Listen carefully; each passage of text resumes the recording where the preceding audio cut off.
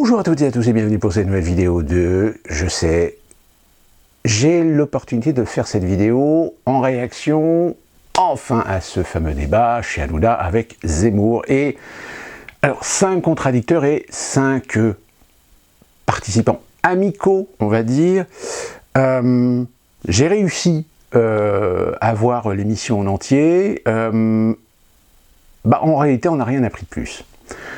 Oui, il y a peut-être sur le plan économique quelqu'un qui a admis quand même qu'il avait été surpris face à Le Maire, que Zemmour maîtrisait plus ou moins bien son sujet. Alors après, attention, sur le plan économique, ça ne veut pas dire que ce que prétend ou ce que veut faire Zemmour, il va pouvoir le faire. Parce qu'encore une fois de plus, j'attire votre attention sur le fait, quelque chose de très important, c'est que des candidats qui ne sont pas aux affaires ne savent pas dans quel état ils vont retrouver la France. Parce qu'il y a les chiffres officiels, il y a les rapports officiels, mais il y a aussi une réalité qui va très vite décontenancer ou démotiver le candidat élu à appliquer sa politique qu'il avait prévu de faire, ou qu'il avait plus ou moins présenté, argumenté pendant sa campagne. Finalement, on n'a pas été déçus. Alors, quoique même, il y a une petite surprise. Je vais vous expliquer pourquoi.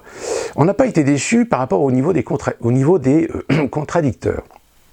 Pourquoi on n'a pas été déçus au niveau des contradicteurs? Tout simplement parce que on s'attendait à ce que Caron fasse du pathos, on s'attendait à ce que Corbière nous fasse son numéro, sauf que ils ont été là dans l'excès. Et non seulement ils ont été dans l'excès, à tel point que Caron, par exemple, qui a été très agressif, très hautain, on va dire. Alors, quand on veut essayer de mettre des contradictions face à son opposant, faut, surtout Zemmour, il a su démontrer que là, maintenant, il allait la jouer calme, il n'allait pas réagir ou surréagir aux provocations. Sauf que Caron, ça, il l'a pas compris. Caron est la démonstration du mec qui croit qu'il est le meilleur, qu'il est le gentil dans l'histoire, et qu'en face de lui, il a le démon. Et que il est un peu le David face à Goliath. Sauf que le problème, c'est que David, il a oublié d'emmener son lance-pierre, et je dirais même que même s'il l'avait, de toute façon, il ne saurait pas s'en servir. Pourquoi? Tout simplement parce que Caron, nous a fait du Caron. Du Caron, mais en plus de ça, du Caron très énervé. Très énervé, très en veine, très haineux. À tel point que même Hanouna, on le sent bien, sans que là ça va trop loin. J'irais même, à la limite, je ne suis pas forcément pro Hanouna, mais Hanouna, je pense qu'il a bien compris à un moment donné que fallait essayer de tendre une perche à Caron pour lui dire « Eh oh, redescends parce que là, t'es en train de te griller tout seul. » Sauf que malheureusement, Caron, il était tellement dans cette ambition de vouloir se farcir Zemmour sur du pathos, finalement. Parce qu'il a fait que du pathos. Sauf que Zemmour, il ne s'est pas démonté. Il est resté calme et il a mis des contradictions à ce que Caron mettait sur la table. Parce que si Caron met sur la table, en effet, des choses qui sont la réalité, sauf que le problème, c'est que ces réalités du monde, je suis désolé, mais on a envie de dire à Caron, mais le monde est injuste. Et malheureusement, on aura toujours des gens qui naissent dans des endroits pourris. Il y aura toujours des enfants qui seront des victimes d'un système, des victimes de la connerie humaine, de la barbarie, de la sauvagerie. Mais ça, on a l'impression que Caron, ça lui passe au-dessus. Donc il instrumentalise finalement le débat vers de l'émotionnel, vers de la sensiblerie. Et d'ailleurs, ce que Zemmour lui a expliqué, il dit, mais vous rendez-vous compte que là, vous êtes en train d'adopter une stratégie qui cherche à faire de l'émotionnel. Mais on n'est pas là pour faire de l'émotionnel, on est là pour discuter, on est là pour débattre de choses concrètes. Or, vous faites du pathos. Donc du coup, quand Caron est parti, à un moment donné, il réagit en disant « oui, dans votre meeting, il y a des petits nazis, machin, etc. » Mais à un moment donné, on voit bien la caméra qui fixe sur Caron, et on voit le regard de Caron, qui est haineux. Qui est un regard haineux, non seulement contre Zemmour, mais aussi contre lui-même, parce qu'il s'est rendu compte qu'il avait complètement raté son intervention. Quant à Alexis Corbière, oui, le clash avec le jeune support de soutien de Zemmour. J'essaierai de retrouver la vidéo, je vous mettrai la vidéo en lien pour que vous constatiez de vous-même, pour que vous puissiez vous faire votre propre jugement, pour vous rendre compte que finalement, que ce soit le jeune ou Corbière, les deux à la fois ont raison et tort. Sauf que Corbière, au lieu de le jouer intelligent, au lieu de le jouer subtil, au lieu de le jouer démocratiquement, s'emporte. Il s'emporte, il devient véhément, genre il regarde ce jeune, alors que de toute façon, ce jeune, même la remarque qu'il lui fait, vous feriez mieux de retourner faire vos études que de soutenir, vous allez perdre des années à soutenir ce bonhomme. C'est dédaigneux. C'est pas du respect, ça, c'est de la provocation. C'est se mettre dans une position du « moi je suis, hein, toi tu es une merde, donc ce que je te dis, moi c'est important, ce que je te dis c'est la vérité, etc. » Sauf que le problème c'est qu'il s'est ridiculisé, Corbière. Non seulement il s'est ridiculisé, mais en plus le jeune, il s'est pas laissé démonter. À un moment, il lui a dit « mais qui c'est qui s'excite dans l'histoire là? C'est vous qui vous excitez, on est là pour débattre. Si vous avez envie de dire quelque chose sur ce que j'ai dit, si vous croyez que... Mais là, vous... Puis bon, il y a eu quand même des sacrés scuds, surtout à un moment donné. Zemmour, qui dit à Corbière, de toute façon, vous êtes dans un communisme staliniste, hein, c'est-à-dire vouloir absolument interdire, imposer, etc. Même à un moment donné, il dit, vous aimez bien Robespierre et Corbière lui dit non, non, c'est faux, etc. Alors que Corbière a écrit un bouquin avec quelqu'un d'autre, je crois, justement sur Robespierre. C'est-à-dire que le mec, il se contredit lui-même. Enfin, c'est pathétique. C'est pathétique. C'est-à-dire qu'en réalité, on s'attendait à ce que ça soit une émission où ça allait chauffer, où ça allait se clasher. Mais le problème, c'est que finalement, et c'est là que je vais en venir à la surprise, c'est finalement Kassovitz qui lui est resté calme. Alors évidemment, il n'était pas sur le plateau. Ses messages étaient enregistrés, donc il ne pouvait pas réagir, etc. Mais finalement, c'est Kassovitz qui a présenté ses arguments, qui a présenté son opinion. Mais encore une fois, c'est une opinion de quelqu'un qui a une vision de la France qui n'est pas celle d'Éric Zemmour. Parce qu'en réalité, le problème, il est là. C'est qu'on a des gens qui présentent des opinions, des points de vue très humanistes, très solidaires, très républicains, sauf que ces mecs-là n'ont pas l'impression qu'à un moment donné, ils nous mettent en exergue la théorie, mais refusent de comparer leur théorie à la pratique. Et c'est ce que Zemmour fait, c'est que lui, il prend la pratique, c'est-à-dire le réel de terrain, alors attention, le réel de terrain de certains terrains, de pas le terrain d'une façon globale. Mais à un moment donné, lorsque Zemmour commence à dire « mais qui agresse les femmes? Qui impose aux femmes? Qui interdit aux femmes de mettre une jupe? Qui ?» Et là, même la ministre qui était présente, qui est ministre de je ne sais plus quel ministre, qui s'appelle... enfin, je vous la mets là, si j'arrive à la retrouver, j'ai perdu son nom. On sentait qu'elle n'était pas du tout dans le débat. Elle était dans ses trucs, elle était dans ses opinions, elle était dans sa dialectique, dans son logiciel, mais elle ne comprenait pas qu'elle avait en face quelqu'un qui lui exposait des éléments, exposait des faits, qui sont la réalité. Une réalité qu'elle réfute, puisqu'elle se repose, elle, sur la théorie. Elle se repose sur les chiffres. Les chiffres disent que, oui, les problèmes, c'est que les chiffres, on sait ce que c'est. Les chiffres, ça ne fait que aider une compréhension. Mais après, il faut développer, il faut analyser, il faut confirmer, il faut... Or, les chiffres de l'INSEE, c'est comme Caron qui nous sort les chiffres de l'INSEE, et Zemmour fait justement le constat, parce que moi j'ai été confronté à des gens qui m'ont fait ce petit calcul d'apothicaire, sauf que le problème c'est qu'ils n'arrivaient pas à retrancher en fait les départs par rapport aux arrivées. C'est-à-dire que, et en plus, je vais dire un truc, Zemmour il a été quand même sympa de ne pas balancer à Caron, est-ce que vous avez le chiffre des AME? Les AME, c'est bien cette aide médicale qui est donnée à des gens qui sont dans la pauvreté, etc. Et Qui en bénéficie de cette AME?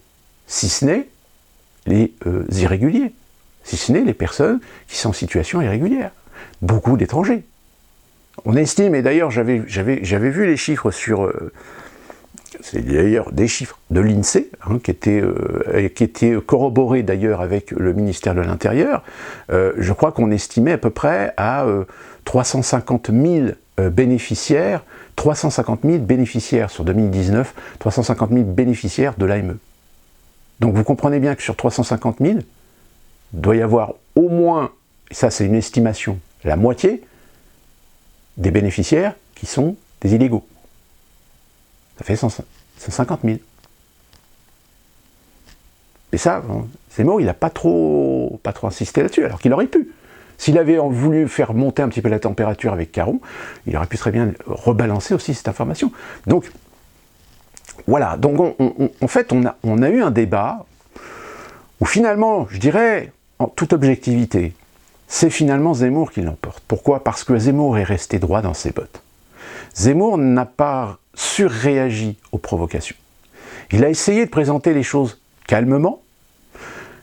On a eu évidemment la traditionnelle « je te coupe la parole parce que je ne veux pas que les gens entendent ce que tu as à dire ». Facile.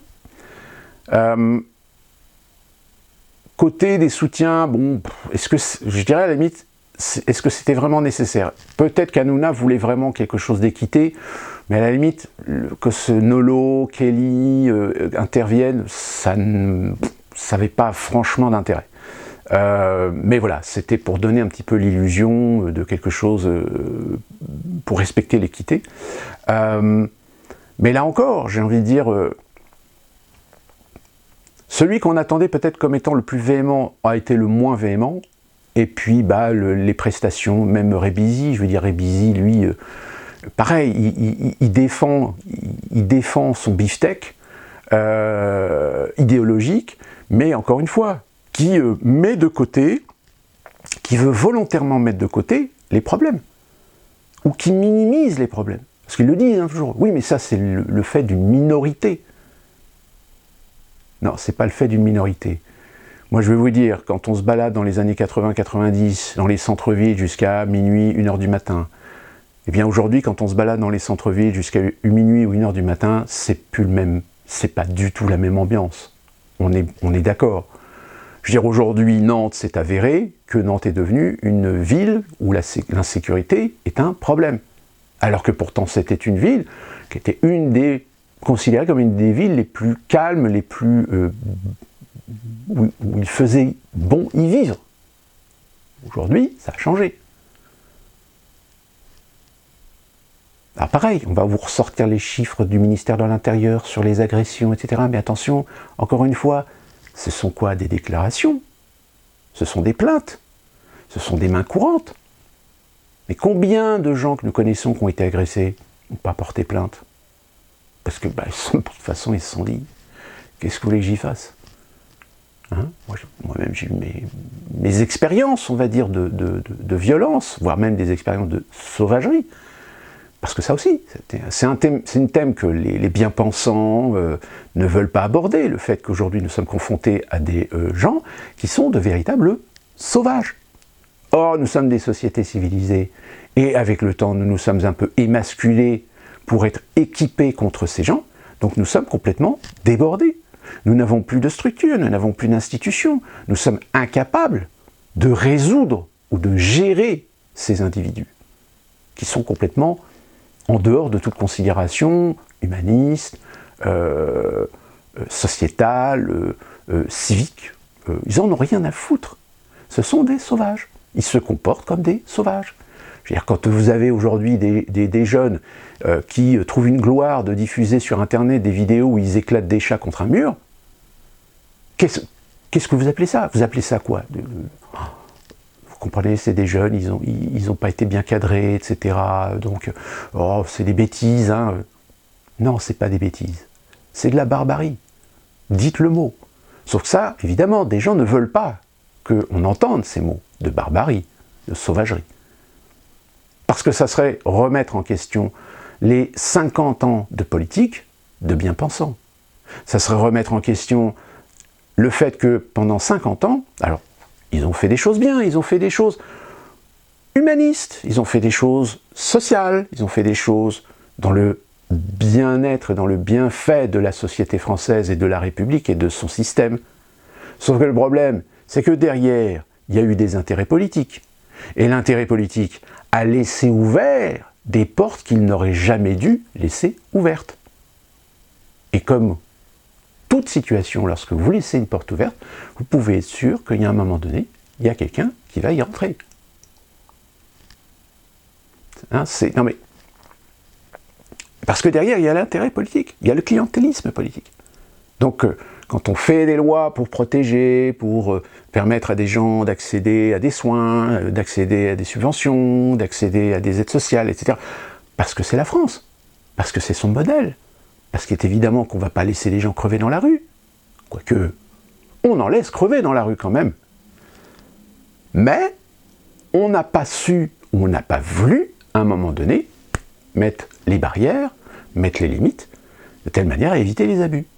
Parce que derrière, qu'est-ce qui a servi? Ça a servi l'intérêt des opportunistes, ça a servi à ceux qui voulaient spolier l'intérêt de pouvoir tirer profit de ces situations, de ces modèles, de ces opportunités, de ces aides, de ces subventions. Et derrière, comme c'est le maire, le préfet, le député, le sénateur, qui a permis à certains d'avoir accès à ces opportunités, à ces intérêts, eh bien, eux, ils se disent, il a voté pour moi.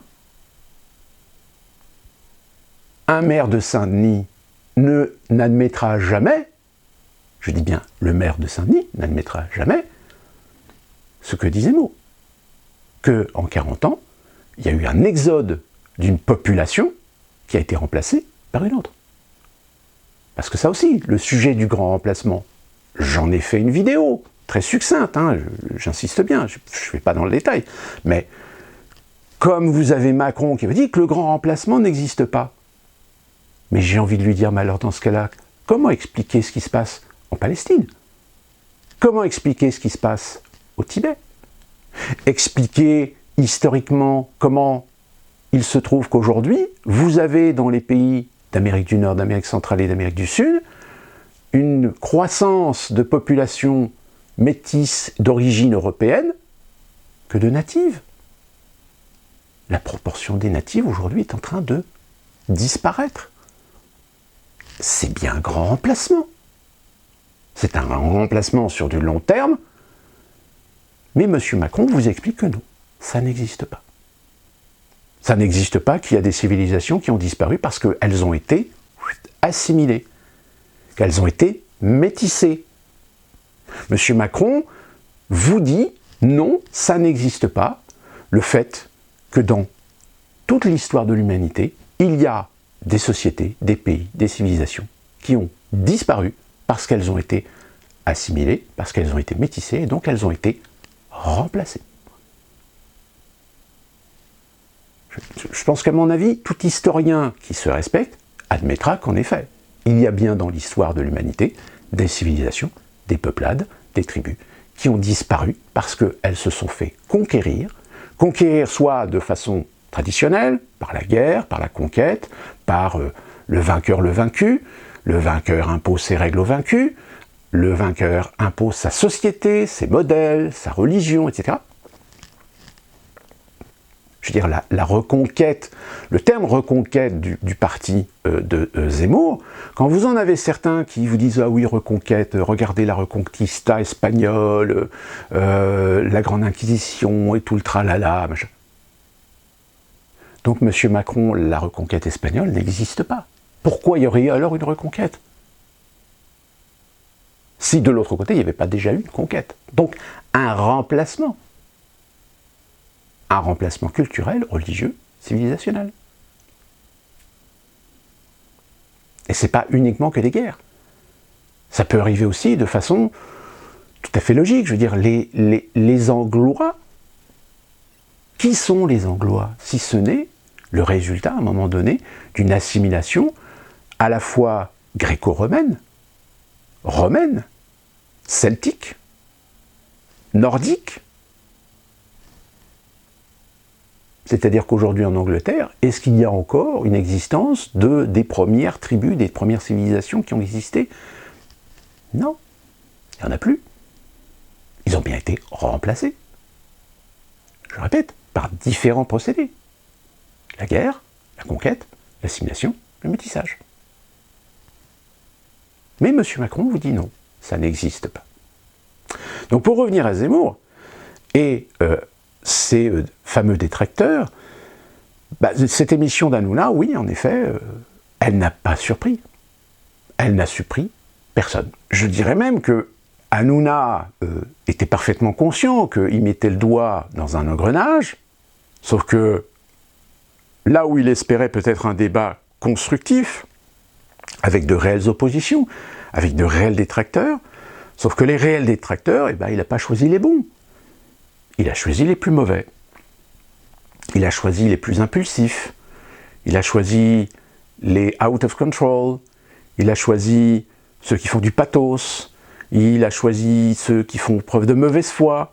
Ceux qui défendent leurs idées avec des préceptes ou des concepts, mais qui sont tout aussi à déconstruire que à construire pour déconstruire les idées de Zemmour.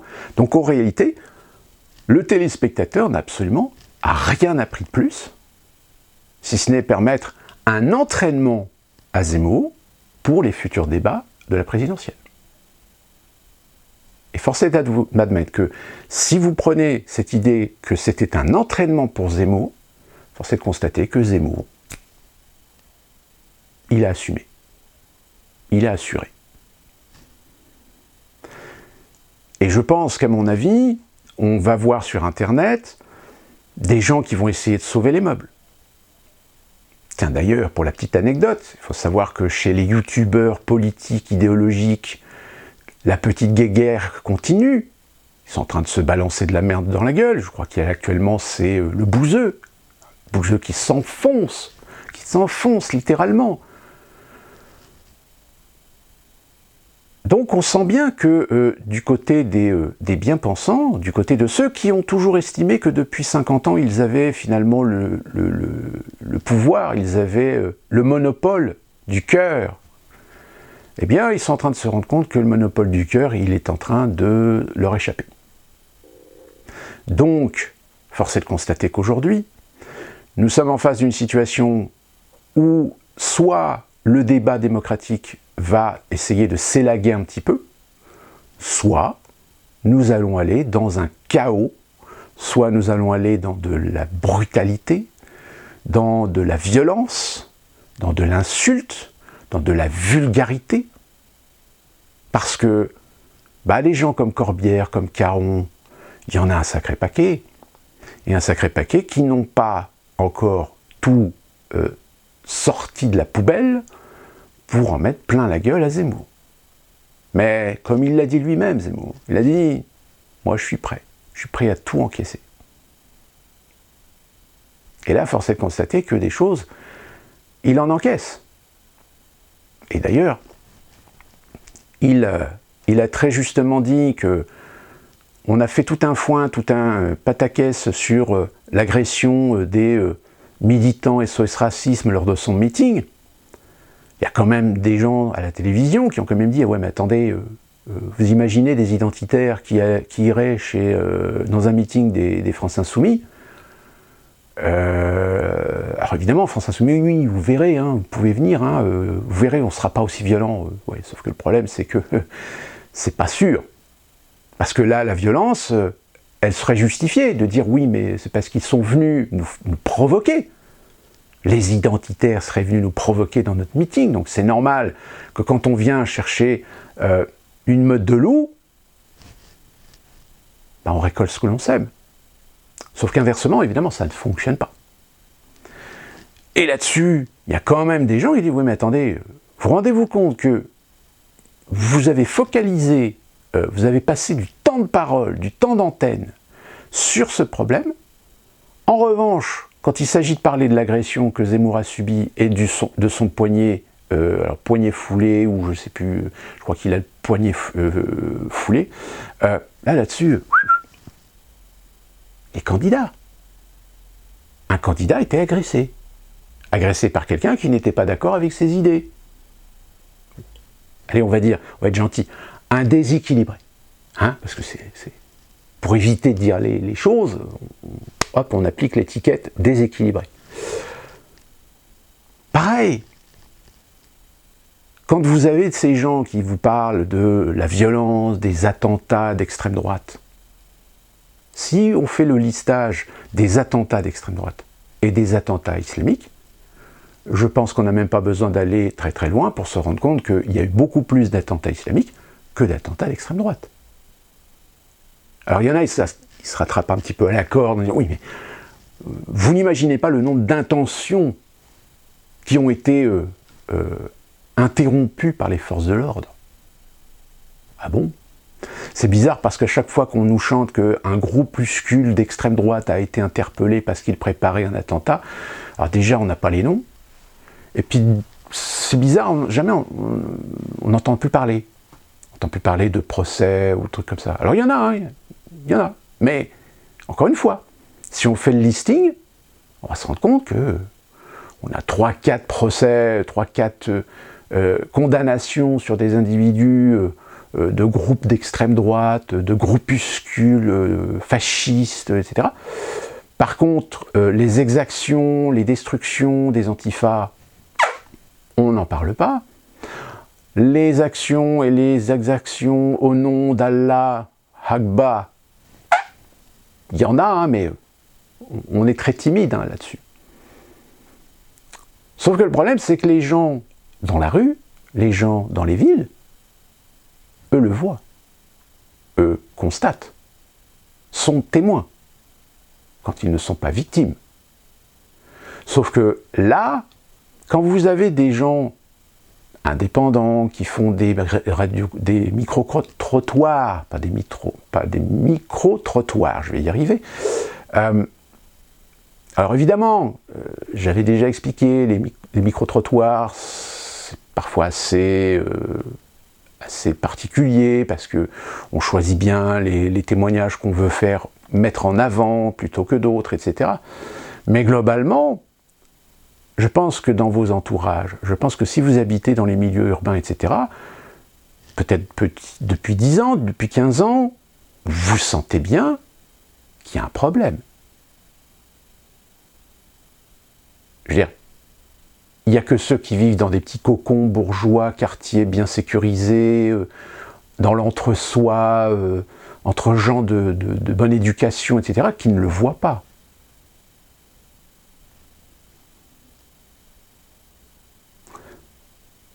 Donc c'est, si vous voulez, là où en revanche, où il y a cette comparaison entre Zemmour et Trump, qui est une comparaison très galvaudée, très fourre-tout, très usuelle, encore une fois pour aller chercher l'émotionnel, hein, pour l'outil comparatif, imaginez Zemmour c'est le Trump, vous n'allez pas voter pour Trump. Hein, voilà, c'est ça le sous-entendu. Le seul point commun qu'ils ont, c'est que Zemmour et Trump sont deux personnes qui arrivent à un moment T où eux comprennent le problème. Où eux comprennent la désaffection, le ras-le-bol, la colère envers le paysage politique pour finalement tirer leur épingle du jeu. Alors quand il y en a certains qui disent que Zemmour instrumentalise la peur, mais j'ai envie de dire à tous ces détracteurs, à tous ces politiciens de gauche, du centre, de droite, etc. Vous, ça fait 50 ans que vous jouez avec les peurs des gens pour vendre vos camelotes. Donc, je trouve un petit peu osé, voire malhonnête, d'accuser quelqu'un de jongler avec des peurs, quand vous-même, vous jonglez avec les peurs pour vendre vos camelotes idéologiques. Ce n'est plus une question de lutte entre progressisme et conservatisme. Tout simplement parce que le conservatisme a ses intérêts et ses inconvénients, tout comme le progressisme a des intérêts et des inconvénients. Le seul problème, c'est qu'aujourd'hui, nous sommes arrivés à une époque où nous avons besoin de trouver le juste milieu des choses. C'est-à-dire ne pas abandonner des valeurs culturelles, historiques, tout en faisant progresser la société, mais sans l'offusquer, sans l'obliger, sans la contraindre. Parce qu'à force de contraindre, c'est là qu'on provoque les réticences, c'est là qu'on provoque les reculs, c'est là qu'on provoque les replis. En France, nous avions ce processus de faire progresser les mœurs en leur temps, en leur processus, de telle manière à ce que, par l'évolution de la société, eh bien finalement, ce que peut-être il y a 70 ans on trouvait pas forcément très judicieux de mettre en place, aujourd'hui on le met en place de façon logique. Mais comme les choses ne sont pas simples, évidemment, quand on met en place, ou quand on change des modèles, quand on change des mœurs, forcément, ça provoque des mécontentements. Comme on dit très souvent, on ne peut pas plaire à tout le monde. Sauf qu'en France, nous avions la capacité et la possibilité de faire du consensus. Or, ce consensus aujourd'hui, il est en train de disparaître. Il est en train de disparaître pour voir arriver et émerger des gens qui veulent imposer, qui instrumentalisent l'émotionnel, les sensibleries, les humanismes, surtout en France, qui est pays quand même, pays des Lumières, pays de la laïcité, la République, les libertés. Sauf que le problème, c'est que sous le prétexte des libertés, on a abandonné l'idée que la liberté des uns commence où s'arrête la liberté des autres. Ça aussi, c'est un principe qu'on a balancé à la poubelle pour satisfaire des ambitions, des caractères, des intérêts communautaires pour la plupart. Et finalement, on se retrouve aujourd'hui avec un prémisse de bloubi-boulga sociétal où, au bout d'un moment, vous avez des gens qui n'arrivent plus à s'y retrouver parce qu'on les autorise à avoir telle liberté, mais par problèmes culturels, d'origine, de racines, etc., ils ne peuvent pas en bénéficier, sinon ils finissent par se faire cramer à coups d'acide ou de se faire violer, etc. Enfin, je veux dire, quand Zemmour met ce postulat-là, on sent bien que ça dérange. On sent bien qu'il y a de la gêne à bien considérer que dans la communauté musulmane, il y a bien des femmes qui sont assujetties à une forme d'asservissement et d'esclavage. Parce que le Coran a dit que. Et ça, c'est l'interprétation des fous de Dieu. Sauf que les fous de Dieu, ils sont parfois cultivés, et de fait, ils manipulent ceux qui le sont moins. Et ceux qui le sont moins sont généralement des oncles, des tantes, des grands-pères, des pères, des frères, vis-à-vis de leurs sœurs. Sauf que ça, non. C'est pas la généralité. C'est peut-être pas la généralité, mais ça existe. Et à partir du moment où ça existe, et qu'on ne résout pas le problème, tout du moins, et c'est là que moi je suis plus ou moins d'accord avec Zemmour, c'est poser la question aux musulmans, pourquoi dans votre communauté vous ne luttez pas contre ça? Alors là, parce que tout simplement, on a laissé infiltrer la société française par des gens qui ont pris des pouvoirs. Et de par ces pouvoirs, alors ils sont une infime minorité, mais ils ont le pouvoir. Et de ce pouvoir, ils réussissent à mettre une sorte d'ambiance, une sorte de tendance sur la communauté musulmane, si bien que le musulman le plus modéré qui soit, le musulman le plus démocratique qui soit, le musulman qui aime être français, qui aime les lois françaises, qui même à la limite est très ouvert d'esprit vis-à-vis de l'homosexualité, vis-à-vis des LGBT, vis-à-vis de plein de choses qui vont à l'encontre des préceptes et des conceptions radicales que certains expliquent, promulguent, sous le coup du Coran, sous le coup de l'islam, eux-mêmes le disent, ils disent, mais le problème c'est qu'on n'est pas aidé. On n'est pas aidé pour lutter contre ces gens-là. On n'est pas aidé pour lutter contre ces barbus. Pourquoi? Parce que ces barbus agissent au nom de l'islam. Je suis un musulman. Qui suis-je pour aller à l'encontre de l'islam, si ce n'est prendre le risque à un moment donné de devenir un apostat? Donc vous voyez, le sujet est compliqué. Mais quand vous avez des gens comme Corbière ou des gens comme Caron qui, face à Zemmour, font du pathos, au lieu d'attaquer justement sur ces aspects-là, ces détails-là, sur ces détails techniques, comment voulez-vous faire avancer le débat? Eh bien, il n'y a pas de débat. C'est des querelles de clocher. Voilà donc pour ma réaction sur ce débat Zemmour-Hanouna. Je ne vous mets pas d'extrait parce que je vous ai peut-être parlé du fait que certaines vidéos qui ont été faites sur justement le débat de Macron, donc j'ai bien fait dans ma précédente vidéo de ne pas mettre d'extrait, ont été censurées. Ils ont été coupés. Il y a même, je crois, le Média qui a fait une vidéo en expliquant que ils avaient fait un petit debunk du débat et que leur vidéo a été censurée. C'est-à-dire que TF1 a fait pression sur YouTube pour interdire ou bloquer toute vidéo qui utilise des extraits de son émission. Donc du coup, voilà, je me suis dit, je ne vais pas mettre de vidéo ou d'extrait parce que, vu que là, en ce moment, c'est la grosse chasse, allez savoir. Avant de terminer cette vidéo, je voulais raconter une petite anecdote qui est assez révélatrice d'un des problèmes aujourd'hui qui va être, je dirais, un petit peu un contre-argument contre le tout digital. Je ne sais pas si aux États-Unis, enfin, je ne sais pas si en Europe ou en France, cet outil est utilisé par les entreprises. C'est un outil qui s'appelle Chronos. Chronos, c'est un outil de gestion de ressources humaines. C'est un système qui permet de gérer les temps de travail des salariés des entreprises. C'est généralement les fameuses pointeuses. Voilà. Aux États-Unis, c'est un système qui est très couramment utilisé dans beaucoup d'entreprises. Sauf que la société qui gère Chronos a été hackée. Mais elle a été hackée sous le principe du ransomware, qui est en fait, vous savez, c'est ce blocage des données contre rançon.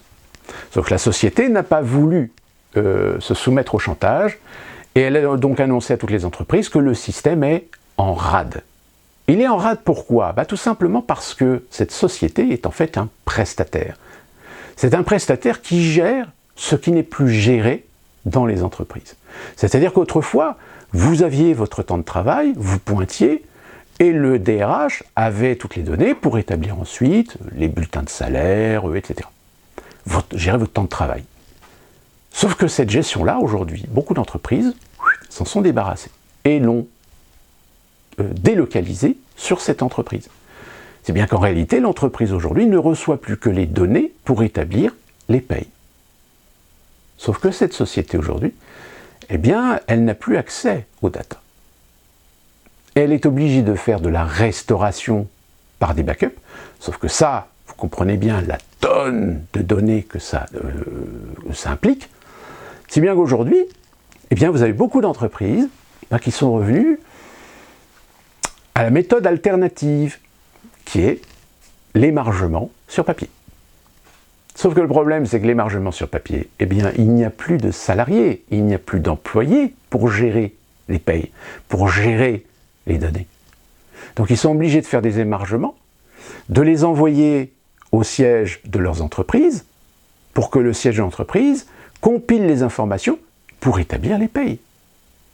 Sauf que pareil, si ce processus DRH a été délocalisé, ils n'ont plus les employés pour traiter les données. Et c'est le bordel. Cet exemple, c'est le problème du tout digital. C'est qu'en effet, le tout digital ou la dématérialisation, ça permet un gain de temps et gain d'argent. Sauf que l'inconvénient, c'est que si le système tombe en rade, si le système est hacké, si la société qui gère l'ensemble des données des big data se retrouve ne plus pouvoir accéder à ces big data ou à ces données, la machine, elle s'arrête. Et comme l'entreprise a tiré profit de cette situation en allégeant, on va dire, ses effectifs, en allégeant ses procédures internes, des procédures qui n'existent plus et donc on n'a plus besoin des employés pour appliquer ces procédures, voire même pire, vous avez des fois des employés qui ne sont pas du tout formés ou pas du tout au courant des procédures alternatives, donc on se retrouve avec un gros bazar. Aux États-Unis, ça va être le bordel parce que les entreprises doivent absolument payer leurs employés. Mais en France, est-ce qu'il ne va pas y avoir des entreprises qui vont faire le coup à leurs employés en disant « bah non, désolé, là, ce mois-ci, on ne va pas pouvoir payer parce que notre système est tombé en rade, la société, machin. » Alors, je ne sais pas si en France, en effet, il y a ce système Chronos. Allez savoir. Donc voilà pour la petite anecdote sur le problème de la dématérialisation et de la digitalisation. C'est qu'en effet, c'est un gain, c'est un crédit bénéfique, mais qui a aussi un autre crédit risque qui n'est pas négligeable par rapport à ce qui pouvait exister avant, ou au moins avant, il y avait de l'humain. L'humain était toujours là pour pouvoir appliquer les procédures. Or, l'humain, il n'est plus là. Voire même, je dirais, les savoirs ne sont plus là. Voilà pour cette vidéo. Rendez-vous très prochainement pour une vidéo. J'espère peut-être faire une vidéo avant Noël. Et d'ici là, portez-vous bien.